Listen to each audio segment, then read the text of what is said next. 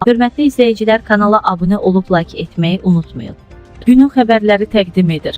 Bakının Yasamal rayonunda bəzi küçələrdə yaşayan sakinlərə kondisionerlərin sökülməsi ilə bağlı xəbərdarlıq edilib. Günün xəbərləri Baku, istinadən xəbər verir ki, bu barədə vətəndaşlar tərəfindən müraciət daxil olub.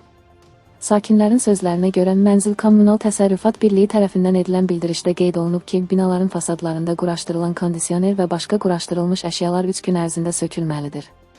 Əks halda həmin avadanlıqlar qurum tərəfindən çıxarılacaq. Şəhərimizdə abadlıq işlərinin aparılması ilə əlaqədar olaraq Səfərli küçəsi ilə də Əliyeva, Vidadi, Səfəroğlu, Aquliyev müəssisə və özəl təşkilatların qarşısında və ətrafında sizin tərəfinizdən quraşdırılmış dəmir maneələri, yağış çardaqları, kondisionerlər və digər avadanlıqları 3 gün müddətinə sökəsiniz, deyə Mənzil Kommunal Təsərrüfat Birliyi tərəfindən göndərilən bildirişdə qeyd olunub.